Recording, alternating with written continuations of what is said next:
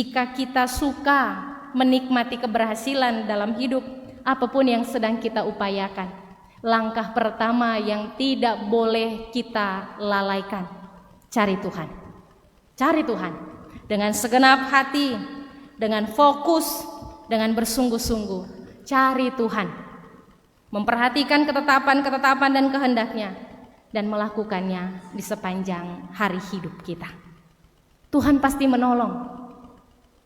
Orang Israel di tengah pembuangan, di tengah ketidaksetiaan, Tuhan tawarkan pengampunan, Dia tolong. Maka demikian kita, dalam kekurangan, keterbatasan, dan mungkin dalam kelemahan kita, Tuhan pasti tolong. Cari Tuhan. Ketika orang mencari Tuhan, dia pasti akan menikmati hidup. Amos pasal 5 ayat 6a menegaskannya. Carilah Tuhan, maka kamu akan hidup. Tuhan memberkati kita. Amin.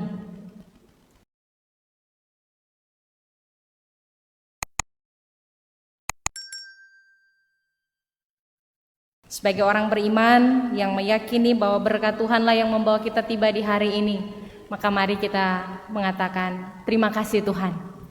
Syukur pada Tuhan. Bapak Ibu, saudara-saudara yang dikasihi dan diberkati Tuhan, dalam tema perenungan carilah Tuhan, kamu pasti berhasil. Maka saya ajak kita semua untuk merenungkan dalam sebuah keberhasilan kita, berapa persen peranan Tuhan dan berapa persen peranan kita. Sekali lagi, dalam sebuah keberhasilan kita, ada berapa persen peran Tuhan dan berapa persen peran kita. Ada sebuah ilustrasi seorang pemuda yang sukses dalam studi dan menyelesaikan pendidikannya sampai pendidikan tinggi, S3, doktor. Dia berhasil dalam studi dan kemudian berhasil mengembangkan karir bisnisnya, sukses luar biasa. Lalu satu hari dia melihat perjalanan hidupnya dan merasa, saya telah menjalani hidup dengan luar biasa, dengan perolehan-perolehan yang hebat. Saya telah melakukan yang maksimal. Karena itu dia melihat perjalanannya dengan bangga, lalu menatap usahanya dari satu tempat, satu titik ke titik yang lain dengan begitu bangga karena dia telah melakukan strategi-strategi yang hebat, keputusan-keputusan yang benar, dan segala pertimbangan-pertimbangan yang tepat. Maka dia berhasil dalam studi, dia berhasil dalam karir. Karena terlalu banyak berputar-putar, Bapak Ibu, saudara-saudara, maka kemudian mengantuklah dia dan tertidur. Dalam tidur dia bermimpi, dia mengalami sakit yang begitu kepayahan dan tidak ada orang yang menolongnya. Karena itu dalam kondisi yang sendiri dia berusaha berjuang di antara sakitnya, susah payah. Tidak ada satu orang pun yang menolong dia. Keadaan begitu menjadi susah, karena itu cari-cari doi kemudian mulai habis perlahan-lahan sampai habis sama sekali. Dalam mimpi itu dia mengalami kebangkrutan. Lalu kemudian dalam situasi yang sakit, habis uang, usaha bangkrut, dia dalam kesendirian kemudian mati. Di bagian akhir ketika dia mati, si pemuda yang sedang tertidur ini kemudian tak kaget dan bangun. Tiba-tiba bangun, oh Tuhan, syukur cuma mimpi. Bapak Ibu, saudara-saudara yang dikasihi dan diberkati Tuhan, lalu kemudian dia menatap hidupnya dan menyadari kalau bukan Tuhan tidak akan ada air untuk diminum, tidak akan ada nasi dan makanan untuk dimakan. Kalau bukan Tuhan tidak ada nafas hidup dan kesempatan berkarya. Kalau bukan Tuhan tidak akan ada sahabat, tidak akan ada keluarga. Kalau bukan Tuhan tidak akan ada modal, tidak akan ada strategi, dan tidak akan ada kemujuran. Dia berperan, dia bekerja, dia berkarya, dia belajar, dia menghitung, dia berusaha. Tapi setelah dia membanding-bandingkan peran Allah dan perannya dalam keberhasilan, maka dia menemukan Allah berperan jauh lebih besar. Kalau bukan Tuhan, dia tidak akan berhasil. Jemaat yang dikasihi dan diberkati Tuhan, ilustrasi ini membawa kita dalam perenungan untuk melihat bahwa keberhasilan itu bukanlah tentang sesuatu yang kita capai sesuai dengan yang kita inginkan, tepat seperti yang kita harapkan. Tetapi sebuah keberhasilan adalah ketika kita berproses bersama Tuhan dan kemudian kita mencapai apa yang kita inginkan tanpa kehilangan Tuhan. Seorang yang disebut berhasil adalah dia yang mengalami peningkatan dalam hidupnya tanpa pernah kehilangan imannya kepada Allah. Orang tidak akan mencapai posisi-posisi puncak dalam kesombongan, dalam keadaan yang lupa diri, yang merasa hebat dan tidak memandang Tuhan sebagai pemberi berkat.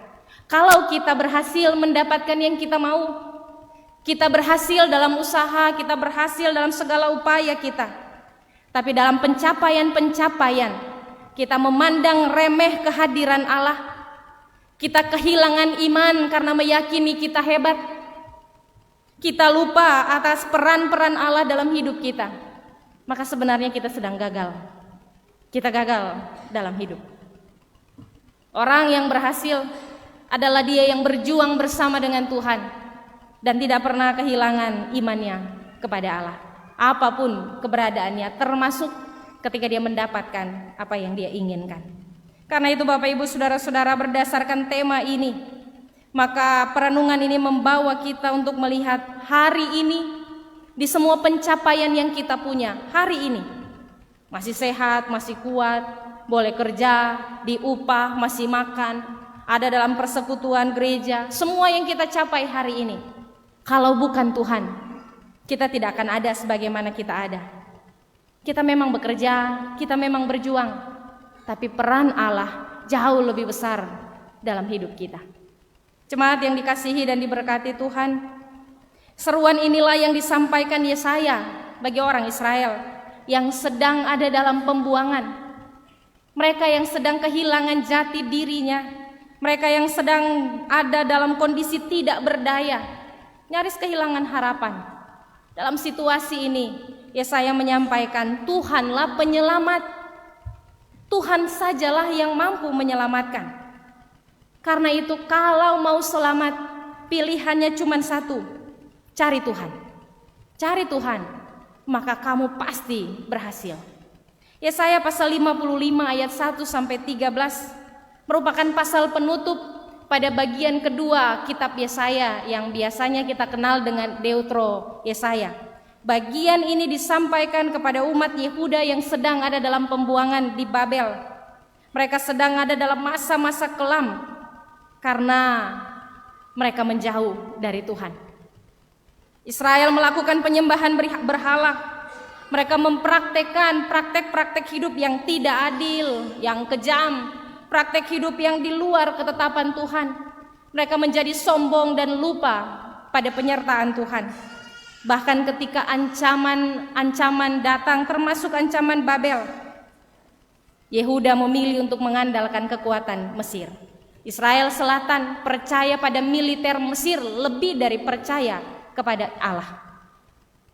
Bapak Ibu jemaat yang dikasihi dan diberkati Tuhan, sebab itu Allah memakai Babel untuk menghukum mereka. Tetapi bahkan penghukuman ini pun bukan semata-mata untuk menghajar dan membinasakan mereka. Tapi penghukuman Babel ini dipakai Allah untuk menunjukkan jati dirinya yang tidak kompromi dengan dosa. Allah tidak kompromi dengan dosa. Bahkan ketika itu adalah umat kesayangannya. Allah sedang menunjukkan jati diri dan eksistensinya sebagai Tuhan yang tidak pernah ingkar janji. Ulangan pasal 27 sampai pasal 30. Melalui Musa Allah bicara kepada umat tentang berkat dan kutuk, tentang kehidupan dan kematian. Pilihlah berkat supaya kamu hidup dan jangan kutuk. Berkat hanya akan tercipta, hanya akan datang dalam ketaatan. Sebaliknya ketidaktaatan mendatangkan kutuk, membawa kematian. Kendati pun demikian Bapak Ibu Saudara-saudara, penghukuman Babel dipakai Tuhan supaya umat Israel, supaya umat pilihan Allah itu sadar dan bertobat. Bukan untuk membinasakan, tetapi supaya mereka kembali pulang, meninggalkan dosa dan pulang kepada Allah. Karena itu di ayat 6 dan ayat 7 demikian bunyi firman, Carilah Tuhan selama ia berkenan ditemui, berserulah kepadanya selama ia dekat. Baiklah orang fasik meninggalkan jalannya dan orang jahat meninggalkan rancangannya. Baiklah ia kembali kepada Tuhan, maka dia akan mengasihaninya, dan kepada Allah kita sebab ia memberi pengampunan dengan limpahnya. Bapak Ibu, saudara-saudara yang dikasihi dan diberkati Tuhan, di tengah situasi hidup sebagai orang yang dibuang, yang tidak berdaya, orang Israel dibawa untuk melihat bagaimana cara mereka bisa keluar dari situasi itu. Yesaya menyampaikan ini solusinya, ini yang ditawarkan oleh Allah. Maka dengan tegas di ayat 2 Yesaya bagi bacaan kita, di ayat 1 dan ayat 2 demikian firman Tuhan berbunyi, ayo hai semua yang haus, marilah dan minumlah air, dan hai orang yang tidak mempunyai uang, marilah terima gandum tanpa uang pembeli dan makanlah juga anggur dan susu tanpa bayaran. Mengapakah kamu belanjakan uang untuk sesuatu yang bukan roti, dan upah jerih payahmu untuk sesuatu yang tidak mengenyangkan? Dengarkanlah aku, maka kamu akan memakan yang baik, dan kamu akan menikmati sajian yang paling lezat. Yesaya menyampaikan pesan firman supaya umat datang kepada Allah. Dengar Pak Tuhan, cari Tuhan, kembali pada Allah. Demikian solusi yang mereka punya di tengah situasi penghukuman yang mereka hadapi. Jemaat yang dikasihi dan diberkati Tuhan, pada ayat 1 Yesaya memulai seruannya dengan ajakan, ayo, mari, minumlah bagi yang haus, yang tidak punya uang terimalah gandum dan makanlah, juga anggur dan susu tanpa bayaran. Sebuah ungkapan untuk mengatakan kepada umat Israel bahwa pertolongan, keselamatan dianugerahkan Tuhan gratis, cuma-cuma. Anugerah Allah cuma-cuma. Bicara tentang keselamatan yang dikerjakan oleh Allah, pengampunan yang ditawarkan oleh Tuhan, bukan hasil usaha mereka, sebab mereka tidak layak oleh karena dosa. Tetapi Allah berinisiatif menawarkan pengampunan, berinisiatif untuk memaafkan dan melupakan kesalahan mereka. Tapi mari pulang kembali pada Allah, gratis, cuma-cuma. Hal ini Bapak Ibu saudara-saudara tidak hanya bicara tentang konteks Israel Selatan, konteks Yehuda di masa pembuangan, tetapi pada ayat 4 dan ayat 5 menunjuk pada nubuatan mesianis, bicara tentang Kristus yang akan datang untuk menebus dosa manusia, memberi pengampunan kepada saya, Bapak Ibu saudara-saudara, dan kepada semua orang. Karena itu demikian dituliskan, sesungguhnya aku telah menetapkan dia menjadi saksi bagi bangsa-bangsa, menjadi seorang raja dan pemerintah bagi suku-suku bangsa. Sesungguhnya engkau akan memanggil bangsa yang tidak kau kenal, dan bangsa yang tidak mengenal engkau akan berlari kepadamu. Oleh karena Tuhan Allahmu dan karena yang Maha Kudus Allah Israel yang mengagungkan engkau. Dia bicara tentang peristiwa yang akan datang jauh sesudah Yesaya tidak ada, tetapi Allah menggenapinya. Bapak Ibu saudara-saudara jemaat yang dikasihi dan diberkati Tuhan, keselamatan adalah anugerah cuma-cuma. Tetapi perhatikan ini, meskipun dia cuma-cuma, dia tidak murahan. Sekali lagi, keselamatan adalah gratis, dia anugerah cuma-cuma. Tetapi sekalipun dia cuma-cuma pemberian Allah, anugerah selamat tidak murahan. Karena itu orang yang telah diselamatkan tidak boleh menggunakan kesempatan itu sebagai kesempatan untuk hidup dalam dosa. Oleh karena keselamatan adalah kasih karunia, maka manusia harus sadar untuk menggunakan kasih karunia itu sebagai barang yang berharga, kesempatan yang luar biasa. Dia pergunakan dengan bertanggung jawab dan hidup takut akan Tuhan. Sebab kita manusia, sehebat apapun kita tidak bisa mengupayakan selamat dengan kemampuan kita. Jemaat yang dikasihi dan diberkati Tuhan, bagian firman Tuhan mengajak jemaat, mengajak umat Tuhan untuk menghargai, menghormati, dan mensyukuri anugerah selamat yang Tuhan berikan. Yesaya menasihati umat Tuhan, termasuk kita jemaat di saat ini. Bagian firman Tuhan yang kita renungkan mengajak kita, sendengkanlah telinga dan datanglah pada Tuhan. Di kesempatan hidup yang Tuhan beri, di waktu-waktu yang Tuhan anugerahkan, dalam keselamatan yang telah kita peroleh karena Kristus, maka firman Tuhan pagi hari ini mengajak kita semua, sendengkan telinga dan cari Tuhan. Menyendengkan telinga Bapak Ibu bukan sekedar bamiring badekat, tetapi benar-benar fokus memperhatikan supaya paham benar dan mengingatnya serta melakukan. Karena itu sendengkan telinga pada Tuhan memiliki makna. Taruh kira baik-baik firman Tuhan. Taruh kira baik-baik kehendak Tuhan. Cari Tuhan dengan sungguh-sungguh. Firman Tuhan bilang, selama ia berkenan ditemui. Bagian ini mengingatkan kita Bapak Ibu Saudara-saudara bahwa waktu hidup terbatas. Ada saatnya kita tidak bisa lagi mencari Tuhan. Karena itu firman Tuhan bilang, cari Tuhan selama dia berkenan ditemui. Ada saatnya kita tidak bisa lagi mencari Tuhan. Pertama, mungkinkah ketika Allah sudah menolak kita karena murkanya, dia mengeraskan hati kita untuk membinasakan kita? Ataukah ketika ia menetapkan batas atas waktu hidup kita dan kita tidak punya kesempatan untuk bernafas lagi? Cari Tuhan selama ia berkenan ditemui. Dan karena itu kalau Tuhan memberi bagi kita waktu-waktu untuk bersekutu, jangan memandang remeh kesempatan untuk bersekutu dengan Tuhan. Jangan pergi ibadah, yang penting so pergi. Jangan datang ke persekutuan sebagai rutinitas karena anggota kolom, karena anggota jemaat. Jangan terlibat dalam pelayanan hanya sebagai bagian dari tanggung jawab karena relasi dengan pelsus, relasi dengan sesama jemaat. Cari Tuhan karena kita memiliki rasa kasih kepada Allah yang sungguh-sungguh, yang rindu untuk bersekutu dengan Tuhan, yang rindu bercakap dengan Tuhan dalam doa, yang rindu mendengar Tuhan dalam firman-Nya, yang rindu untuk memuji Tuhan, memiliki kerinduan yang lahir dari hati. Cari Tuhan, cari kehendak-Nya. Sebab itu kalau Tuhan masih kasih kesempatan beribadah, kasih kesempatan berdoa, kasih kesempatan dengar firman, maka gunakan itu dengan baik. Jangan tidur kalau sementara berdoa. Datang di gereja, jangan tidur sementara firman.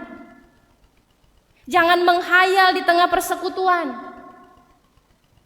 Nanti kesempatan-kesempatan itu hanya akan jadi sia-sia, sebab kita tidak menemukan Tuhan.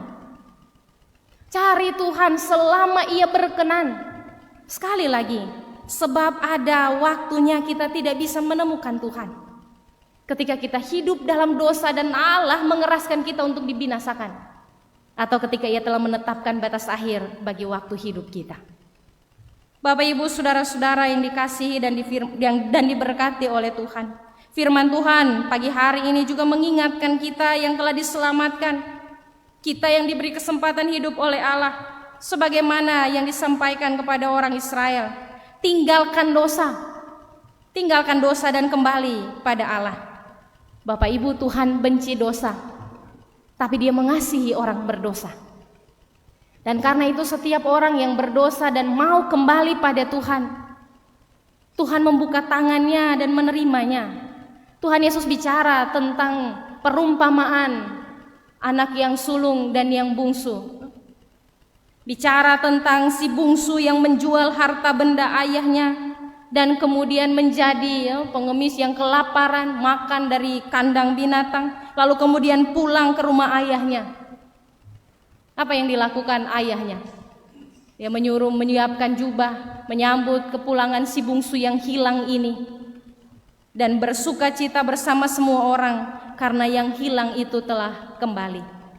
Tuhan Yesus bicara tentang perumpamaan domba. Ada 99 yang aman, satu hilang. Maka si gembala meninggalkan yang 99 dan mencari yang satu ini, yang tersesat. Maka demikian ada sukacita di sorga, demikian firman Tuhan menyaksikan. karena pertobatan satu orang berdosa. Yesus bicara tentang dirham yang hilang. Dia cari sampai dapat. Setelah dapat maka dia bersuka cita bersama orang lain. Dia umumkan karena dia telah menemukannya. Demikianlah sukacita karena pertobatan orang yang berdosa. Sebab Tuhan menyukai orang yang mau hidup dalam pertobatan. Tetapi sekali lagi Allah membenci dosa. Karena itu sekalipun kita menyebut diri Kristen, sekalipun kita menyebut diri bagian dari gereja ini, sekalipun kita terdaftar dalam sensus jemaat, maka kalau hidup dalam dosa, hidup jauh dari Tuhan, mengabaikan ketetapan, tidak mau mendengar teguran dan didikan, menolak persekutuan dengan Tuhan, biarlah KTP Kristen. Allah membenci dosa dan dia membenci orang yang tidak mau hidup dalam pertobatan. Jemaat yang dikasihi dan diberkati Tuhan, Amsal pasal 26 ayat 11. Saya suka mengutip bagian ini. Demikian bunyinya. Seperti anjing kembali ke muntahnya, demikianlah orang bebal yang mengulangi kebodohannya. Minta ampun, backing, minta ampun, backing, minta ampun, backing. Demikianlah Amsal bilang, seperti anjing yang kembali ke muntahnya. Tuhan kasih pengampunan, orang balik ulang di PC. Demikian orang yang tidak menghargai pengampunan Allah. Bagian firman Tuhan di ayat 2. Ayat 2 bagian A mengatakan demikian.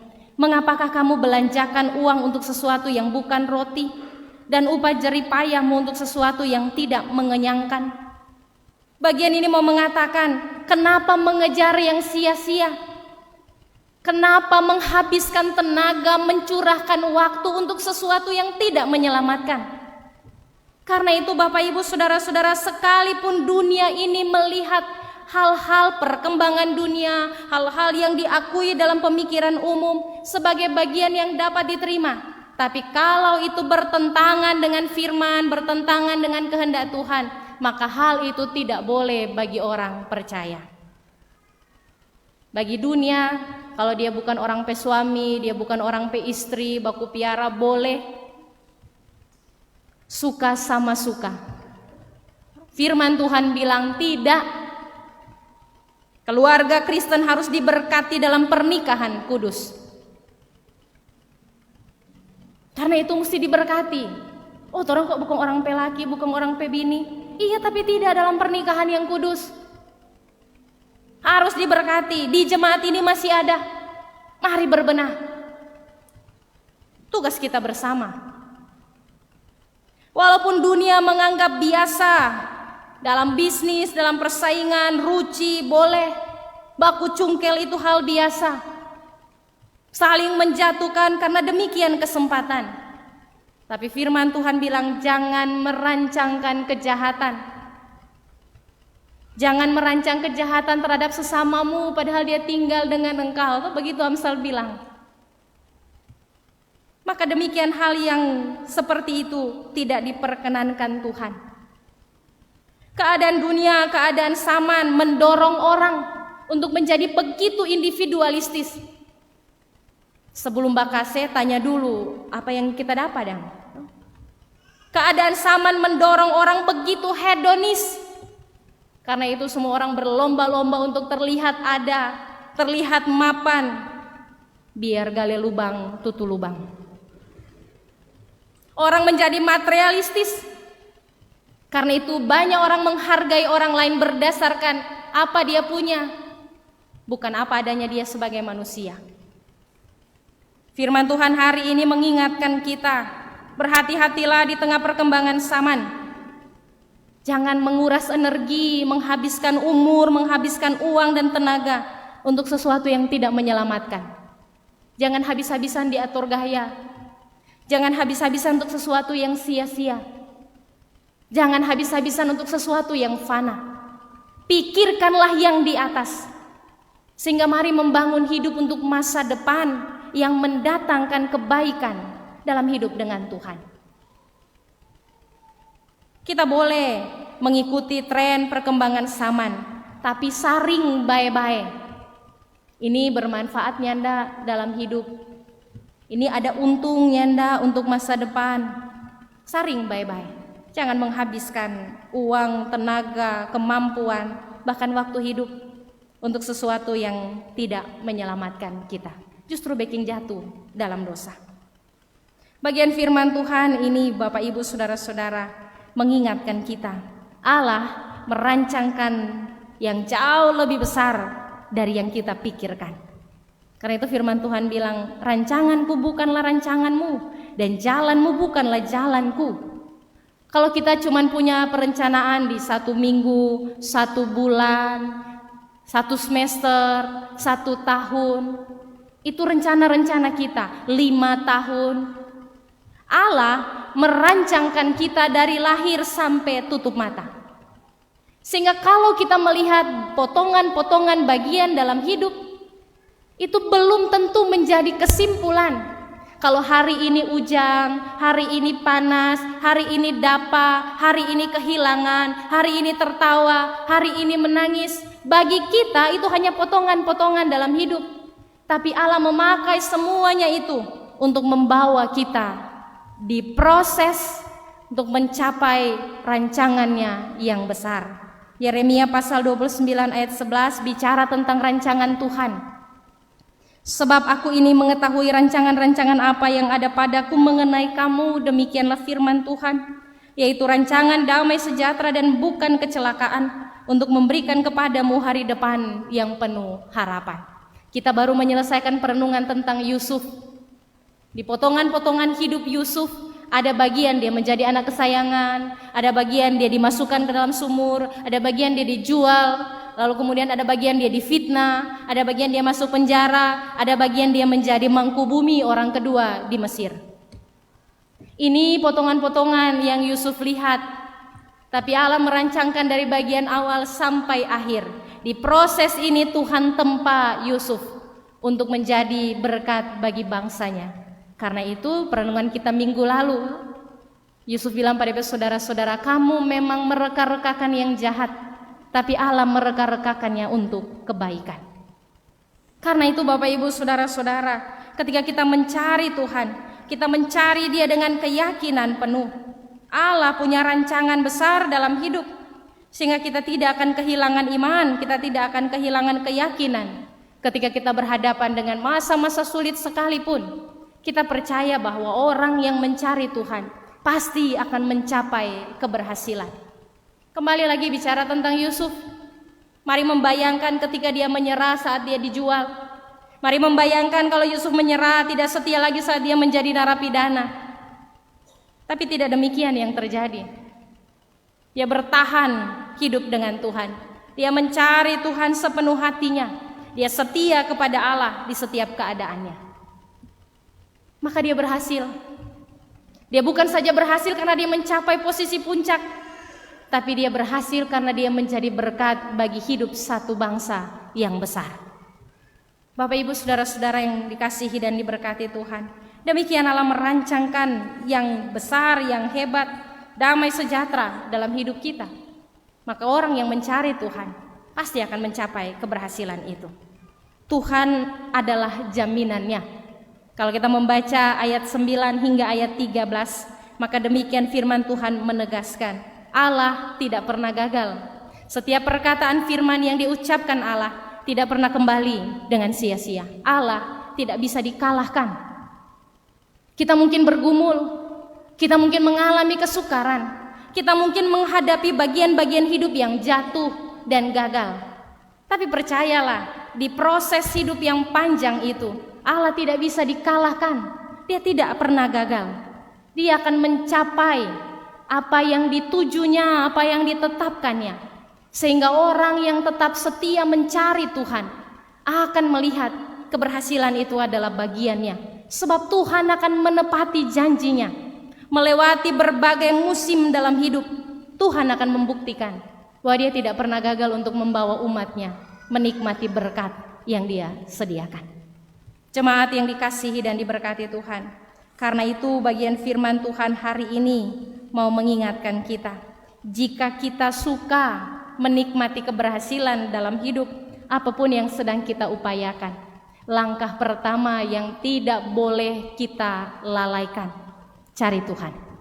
Cari Tuhan dengan segenap hati, dengan fokus, dengan bersungguh-sungguh. Cari Tuhan, memperhatikan ketetapan-ketetapan dan kehendaknya, dan melakukannya di sepanjang hari hidup kita.